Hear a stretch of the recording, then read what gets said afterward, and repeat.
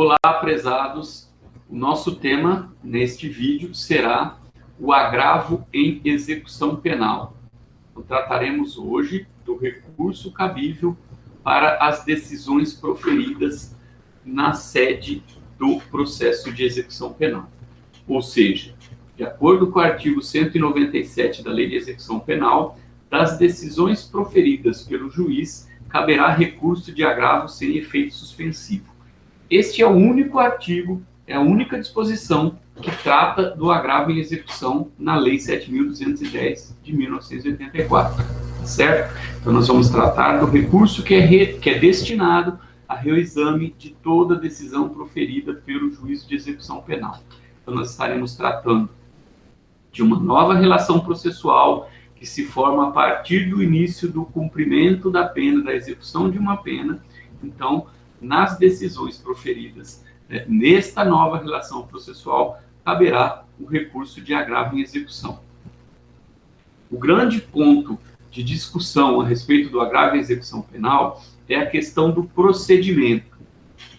E agora eu remeto vocês ao que nós já tratamos quando falamos do recurso em sentido estrito. Ou seja, o fato de que, em 1983, havia 3 projetos de lei em andamento. Desses 3 projetos, 2 se tornaram lei e 1 não, e isso acarretou algumas questões que tiveram que ser tratadas pela doutrina e pela jurisprudência. Então, vejamos, em 1983, nós tínhamos um projeto que tratava da reforma da parte geral do Código Penal, que acabou se transformando na Lei 7.209 de 84. Tínhamos um projeto que tratava da Lei de Execução Penal, que acabou se transformando na Lei 7.210 de 84, a LEP, Lei de Execução Penal. E tínhamos um projeto de reforma do Código de Processo Penal, que foi abandonado e que, portanto, fez com que este artigo 197 da LEP, especificamente, ficasse órfão. Por quê? Porque a regulamentação desse recurso, do agravo previsto na Lei Processual Penal, seria feito no Código de Processo Penal. A regulamentação, perdão, seria feita no Código de Processo Penal, via reforma introduzida por esse projeto de lei que acabou sendo abandonado. Então, nós tivemos, a partir da entrada em vigor da Lei 7.210 de 84, o afastamento das regras atinentes à execução penal que constam do Código de Processo Penal. Porque nós temos uma lei específica e, portanto, pelo princípio da especialidade, a lei especial prepondera sobre a lei geral, no caso, o Código de Processo Penal. No que diz respeito especificamente ao que nos interessa, esta lei afastou a incidência do recurso em sentido estrito, previsto no artigo 581 e seguintes do Código de Processo Penal, das questões decididas no processo de execução penal. Porém, não foi previsto um procedimento adequado. Não foram previstos prazos, não foi previsto um rito, não foi previsto uma forma de processamento, ou seja, tudo aquilo que deveria ser feito pela substituição do recurso em sentido estrito pelo recurso de agravo acabou não sendo feito, porque a lei não foi votada, não houve o avanço do projeto de lei e, portanto, houve o arquivamento desse projeto. Então, nós ficamos com uma situação inusitada. Código de Processo Penal prevendo o recurso em sentido estrito, Código de Processo Civil, à época, o Código de 1973, que vigia em 84, prevendo o agravo para decisões proferidas no processo civil. Evidentemente que esta situação acarretou discussão doutrinária e acarretou a necessidade de uma intervenção da jurisprudência, das decisões que passaram a ocorrer na vigência da Lei de Execução Penal. Podemos dizer que hoje está cristalizado, está, de certa forma, pacificado o entendimento de que segue-se o rito do recurso em sentido estrito previsto no Código de Processo Penal. Essa jurisprudência, ela é uma jurisprudência que está adequada à vigência do Código de Processo Penal de 2015, certo? Durante um bom tempo, a doutrina, parte da doutrina e a jurisprudência pendia para o aproveitamento das regras previstas para o agravo de instrumento no Código de Processo Civil, que era o Código de 1973. Então, o que aconteceu aqui foi uma completa inversão de rumos tomados pela legislação processual brasileira. Então, vamos ver. Em 1973, o Código de Processo Civil entrou em vigor, trazendo o agravo de instrumento sem a previsão de um rol taxativo de hipóteses. O Código de 73 colocava o agravo de instrumento como um recurso cabível contra decisões interlocutórias. Quando houve o projeto de reforma do Código de Processo Penal em 83, entendia-se que o mais adequado era superar o rol taxativo do artigo 581 e estabelecer algo semelhante ao agravo previsto no Código de Processo Civil. Ou seja, o entendimento da doutrina processual era no sentido de que o mais adequado era não ter um rol taxativo de recursos, mas sim a previsão de um recurso que coubesse, que tivesse lugar sempre que houvesse uma decisão interlocutória. Assim como acontecia no Código de Processo Civil. E assim foi feito no projeto de reforma do Código de Processo Penal. O projeto parou, não foi aprovado e a questão prosseguiu. Por outro lado, no processo civil, essa lógica se inverteu. O processo civil tinha no Código de 73 um recurso sem previsão de um rol taxativo e o CPC de 2015 traz novamente o agravo, porém com um rol taxativo. E por que essa mudança? No processo civil, a tendência foi a de entender que deveria valer o chamado princípio da primazia do julgamento de mérito. Ou seja, uma das principais inspirações do Código de Processo Civil de 2015 é a ideia de que sempre que for possível, ultrapassando eventuais nulidades, inclusive, deve-se privilegiar o julgamento de mérito. Né? Os processualistas civis afirmam é extremamente frustrante para o jurisdicionado quando ele ingressa com uma ação e ele não vê o mérito dessa ação apreciado por conta de questões processuais. Esta ideia trouxe para o sistema processual, para o sistema recursal, melhor dizendo, do Código de Processo Civil de 2015, a ideia de que deveria haver uma limitação da possibilidade de recurso antes da sentença de primeira instância. Ou seja, nós deveríamos prever o recurso de agravo para algumas hipóteses específicas que foram previstas no artigo 1015 do Código de Processo Civil. Então, o que houve? Uma completa inversão de entendimento. No processo penal havia, ou há até hoje, né, o recurso em sentido estrito com rol taxativo.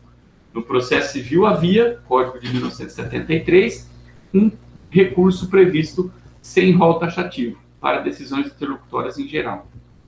O processo penal partia do pressuposto, pelo entendimento dos processualistas, que deveria se abandonar a ideia de um rito, de um rol taxativo, e adotar a ideia de um recurso que fosse previsto genericamente para decisões interlocutórias. O processo civil avançou e foi alterado, entrou em vigor um novo código, abandonando a ideia de um recurso previsto de maneira genérica e abraçando a ideia de um rol taxativo, porque o entendimento é que deve-se privilegiar a solução do mérito e, para isso, haverá necessariamente uma limitação das hipóteses de recurso antes da decisão em primeira instância, né? Amparado pelo entendimento de que qualquer eventual questionamento poderá ser apreciado no momento de um recurso contra a sentença de mérito da primeira instância em forma de preliminar.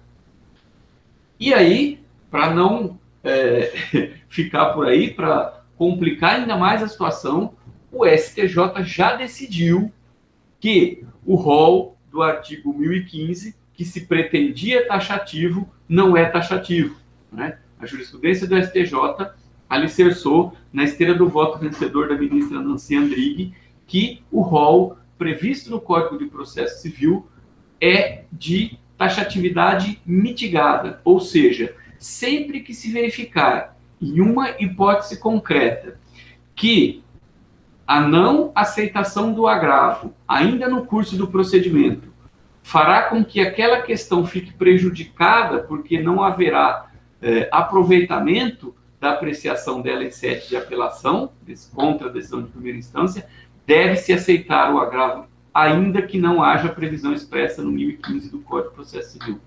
Ou seja, se o agravante demonstrar que haverá um prejuízo em não decidir aquela questão naquele momento, ainda no curso do procedimento, deixando ela para eventual análise somente na oportunidade de um recurso de apelação, ele terá a aceitação do seu agravo de instrumento, ainda que não se trate de uma das hipóteses do artigo 1015 do CPC de 2015.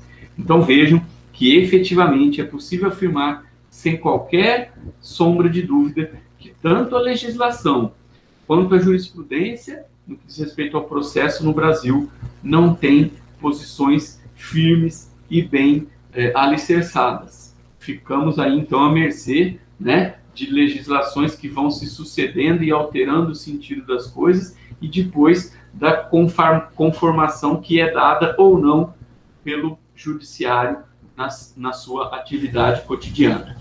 Então, voltando então aqui à nossa questão do procedimento para o rito, no procedimento para o agravo em execução. Na vigência do Código de 2015, tem se pacificado no sentido de que segue-se o rito do recurso em sentido estrito. É justo dizer que isso já vinha acontecendo ainda na vigência do Código de 1973, mas ainda havia bastante questionamento, especialmente na doutrina, né? Entendendo que o mais adequado seria a utilização do agravo de instrumento do CPC, até porque havia o mesmo nome dos recursos e era uma indicação clara, né, de que deveria se usar o rito do Código de Processo Civil, diga-se um rito muito parecido com o rito do recurso em sentido estrito do Código de Processo Penal. Mas, enfim, havia esta tendência. Hoje, nós podemos dizer com mais segurança que nós vamos usar aquelas previsões que estão lá previstas no artigo 581 e seguintes, conforme nós já vimos quando estudamos o recurso em sentido estrito, e eu remeto vocês para aquela aula para que a gente não precise repetir passo a passo tudo aquilo. E hoje também é possível dizer que incide nessa questão a literalidade do artigo 2º da Lei de Execução Penal, que diz: a jurisdição penal dos juízes ou Tribunal da Justiça Ordinária em todo o território nacional será exercida no processo de execução, na conformidade desta lei e do Código de Processo Penal. Então, esta lei estabelece o agravo de execução, a Lei de Execução Penal, e o Código de Processo Penal traz o rito do recurso em sentido estrito, que é um rito adequado ao julgamento destas questões, tanto é que no Código de Processo Penal as questões relativas à execução penal eram, em tese, tratadas no recurso em sentido estrito. Por fim, menciono para vocês, a título de curiosidade, que mais recentemente, em 2001, também havia um projeto de lei que cuidava de uma alteração dos recursos e ações de impugnação do processo penal, que trazia, mais uma vez, a retirada do recurso em sentido estrito do Código do Processo Penal e a inclusão do agravo em seu lugar, né? Esse projeto, que é de 2001, fazia parte daquele pacote que acabou resultando em algumas reformas no Código do Processo Penal, que se iniciaram em 2003 e se encerraram em 2008. Esse projeto acabou sendo arquivado no meio do ano passado, né? Maio do ano passado, depois aí de uma longa tramitação na Câmara, de avanços e retrocessos na Câmara dos Deputados. Então vejam que, de fato, não há uma tendência específica em relação à legislação processual penal no Brasil. Nós ficamos aí à mercê, né, das chamadas maiorias de ocasião. A cada legislatura nova você tem mudanças de interesses e de rumo no entendimento, e aquilo acaba afetando aqui nosso trabalho de estudar a lei processual penal, certo? Então, para que fique bem fixado, o entendimento jurisprudencial caminha-se no sentido da pacificação de que o rito adequado é o rito do recurso em sentido estrito. Então, vejamos algumas peculiaridades desta situação. Como nós tínhamos esta dúvida a respeito do procedimento a ser utilizado, o STF acabou adotando o entendimento, sumulando, né, o entendimento de que o prazo para o agravo em execução é o prazo de 5 dias, que coincide com o prazo previsto no artigo 586 do Código de Processo Penal. E a exemplo do que acontece no recurso em sentido estrito, acabou se pacificando o entendimento de que o agravo em execução pode ser interposto por petição ou por termo nos autos. Então, a petição em 5 dias, ou o termo nos autos, o que é bastante incomum, porque, via de regra, o sujeito que está cumprindo pena, ele não participa de decisões em audiência. Em regra, estas decisões do processo de execução são tomadas em gabinete, em conclusão, e, portanto, muito raramente nós vamos ter a interposição por termo nos autos. Via de regra, a interposição se dá por petição. E a tempestividade, como eu já disse em outras oportunidades, sempre será verificada pelo cumprimento da interposição no prazo previsto para o recurso, né? A questão das razões, quando há possibilidade de apresentação de razões em prazo posterior, se trata de mero acréscimo de prazo para apresentações de razões, sem qualquer interferência na tempestividade. Daí que, a exemplo do que ocorre no recurso em sentido estrito, com previsão no artigo 588 do Código de Processo Penal, uma vez interposto o agravo em execução, se ele não vier acompanhado das razões, haverá o prazo de 2 dias para apresentação das razões. Com relação ao interesse, a legitimidade para recurso na execução penal, há que se fazer observação do que está previsto no artigo 195 da Lei de Execução Penal. Então, vejam vocês, de acordo com o artigo 195, o procedimento judicial iniciar-se-á de ofício a requerimento do Ministério Público, do interessado, de quem o represente, de seu cônjuge, parente ou descendente, mediante proposta do Conselho Penitenciário ou ainda da autoridade administrativa. Este rol extremamente amplo da execução penal faz jus à ideia de que o sujeito, especialmente quando está cumprindo pena privativa de liberdade, tem dificuldade de acesso ao judiciário. E, portanto, abre-se um extenso rol de possibilidades de instauração de procedimento judicial para verificação de qualquer interferência judicial no processo de execução penal. Evidentemente, quando se trata de recurso, nós já tivemos o início de um procedimento judicial que ensejou uma decisão e contra esta decisão é que se está recorrendo.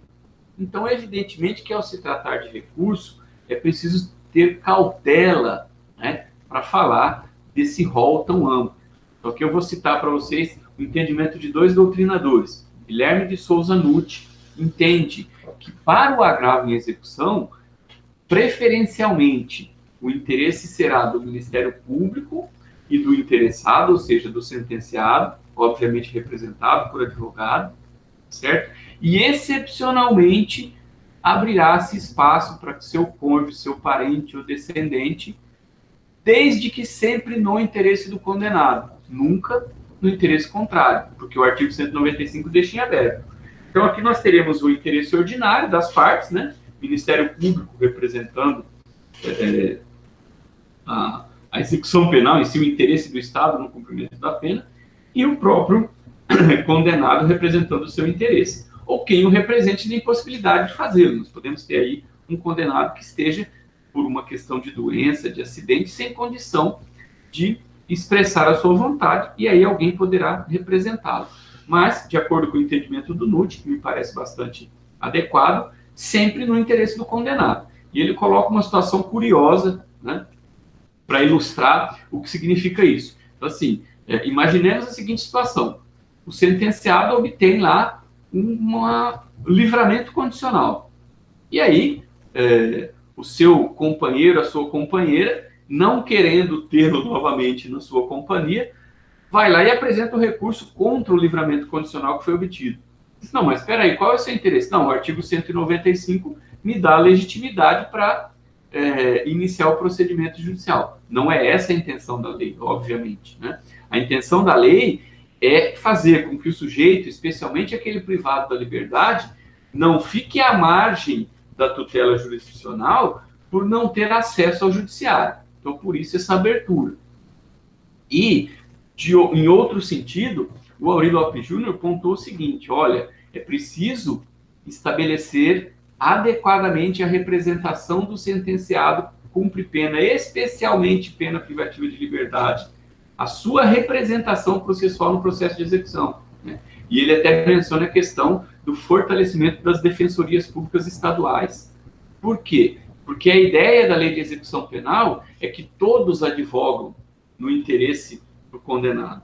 E, na verdade, nós caímos naquela história de que o cachorro que tem 2 donos passa fome, né? Porque todo mundo representa e, na prática, ninguém representa. Então, são duas posições bastante coerentes em relação a isso.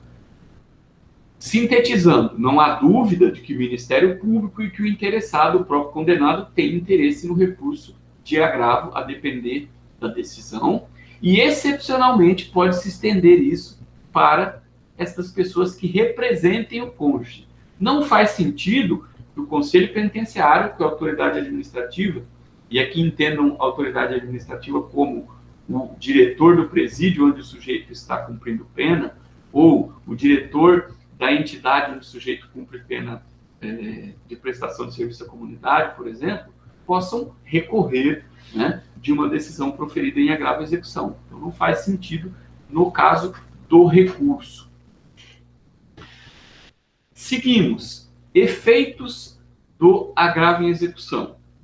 Regra geral, vale aquilo que nós tratamos para o recurso em sentido estrito. Se nós adotamos o procedimento do recurso em sentido estrito, a forma de processamento do recurso em sentido estrito, obviamente que, no que diz respeito aos efeitos, vai haver esse aproveitamento.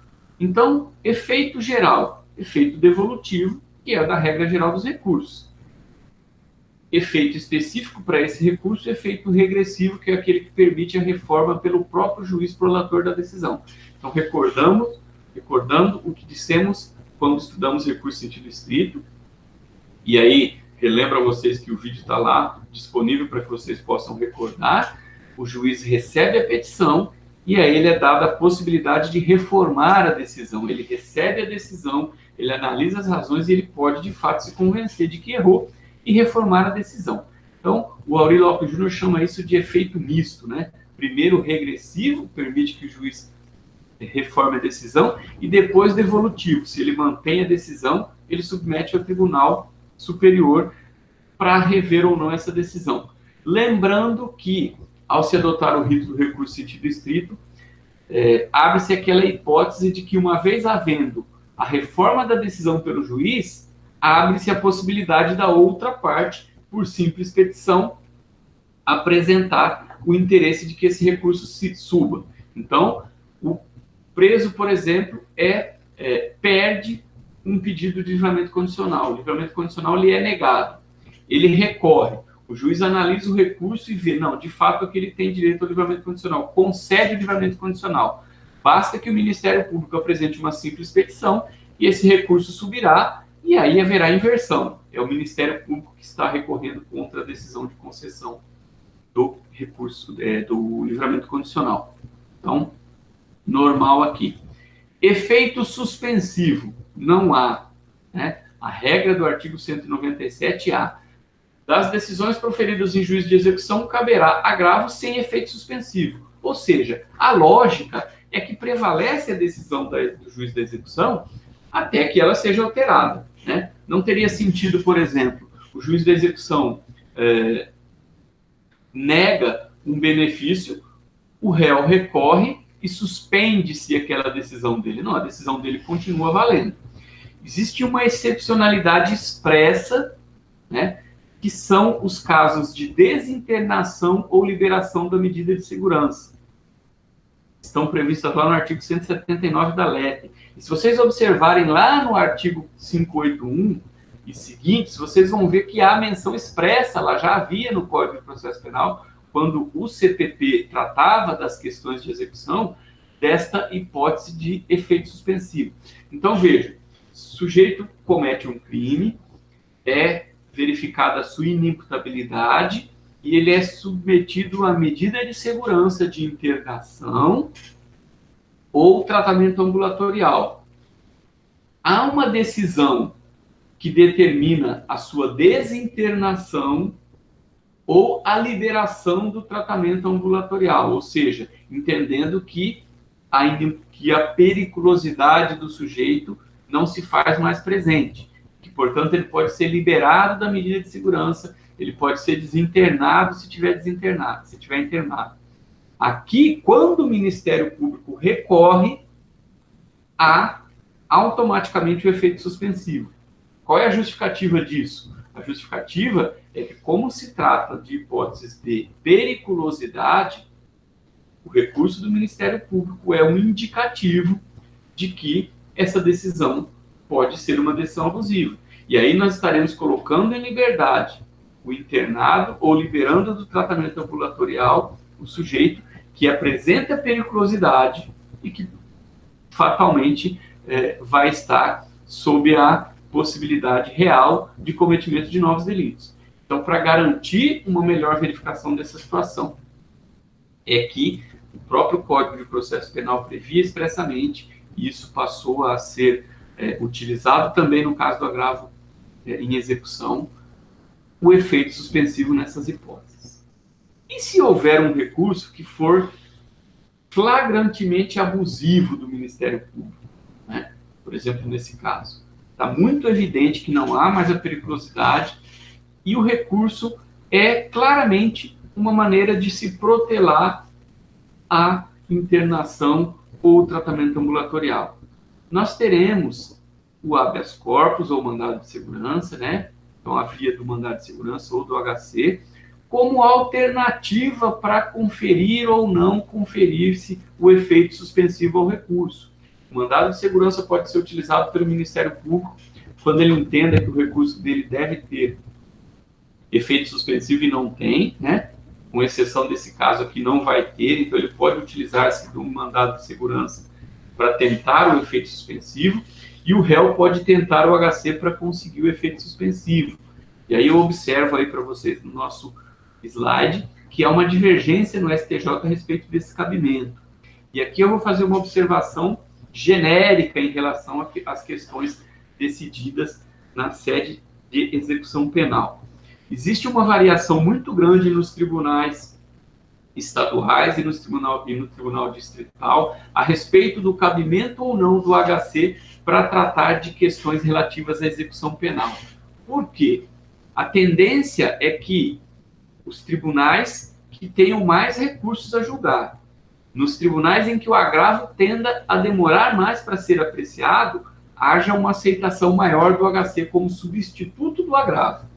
Tá? Diferente do que eu estou falando aqui de utilização do HC para conferir o efeito suspensivo ao agravo.